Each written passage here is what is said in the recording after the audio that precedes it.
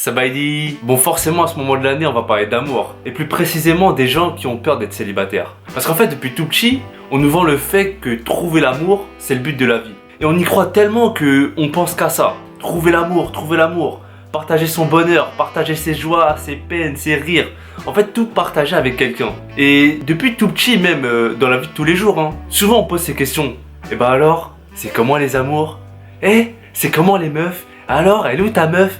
Toi, t'as un mec? T'as pas de mec? C'est quoi ton snap?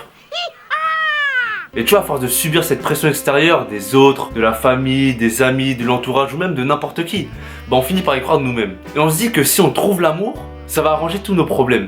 Que si on est seul, on sera triste. Si on n'a pas d'amour, on sera malheureux. Du coup, on y croit tellement, et on se dit que, bon, je vais trouver l'amour, et tout va bien se passer. Et en fait, trouver l'amour, c'est devenu un business. Il n'y a qu'à voir dans les journaux, à la télé, dans les affiches publicitaires. On nous met en tête qu'on doit trouver l'amour. Et pour ça, il y a eu des applications, des sites de rencontres qui ont été créés.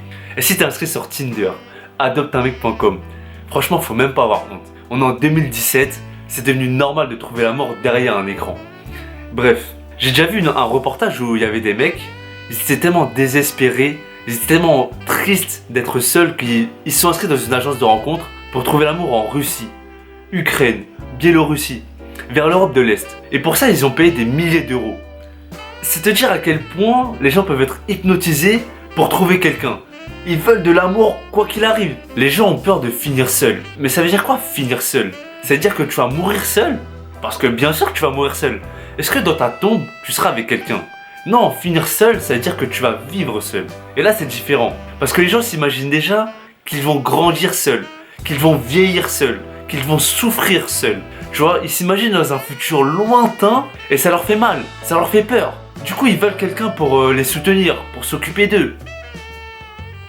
Tu vois ce que je veux dire? On a été conditionné pour penser de cette façon, d'avoir peur de la solitude, de ne pas savoir se débrouiller par soi-même. Et ça, c'est parce qu'on a une définition du bonheur erronée. Dans le sens où on compte toujours sur quelqu'un pour nous rendre heureux et que si on est seul, on ne pourra jamais l'être. Dis-toi que si t'es pas capable d'être heureux seul, tu seras pas réellement heureux dans ton couple. Et ça va te mener dans des relations toxiques. Tu sais, ces relations qui sont remplies de haine, de colère, de tristesse, de jalousie, d'embrouille, plein de choses négatives. Et tu dois comprendre qu'il est possible d'être heureux quand t'es seul. Et le fait d'être en couple, ça doit t'apporter un plus. Si t'es célibataire, c'est pour une raison. Donc pose-toi une bonne question. Demande-toi pourquoi. Pourquoi t'es célibataire? Pourquoi tu n'aimes pas être seul? Pourquoi avec ton ex ça n'a pas marché?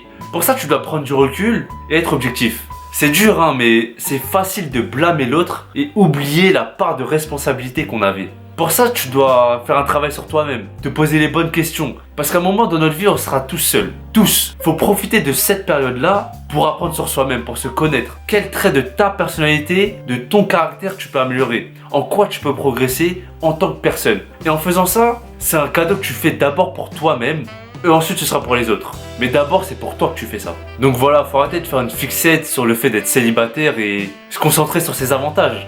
Par exemple, tu peux t'améliorer en tant que personne, mais après tu peux faire ce que tu veux. Si tu as envie de sortir à 3h du matin jusqu'à je sais pas quelle heure, tu sors. Si tu as envie de jouer au foot pendant 4 heures, tu joues au foot pendant 4 heures. Si tu veux avancer professionnellement, voilà, tu privilégies ton taf. Si tu as des projets, tu veux voyager, tu veux apprendre une langue, tu fais ce que tu veux. Donc voilà, quand tu es célibataire, il faut profiter de cette période. Je vais terminer par une citation de Gloria Steinem. Beaucoup trop de gens sont à la recherche de la bonne personne, au lieu d'essayer d'être la bonne personne. Bon allez, c'était tout pour moi, à la prochaine.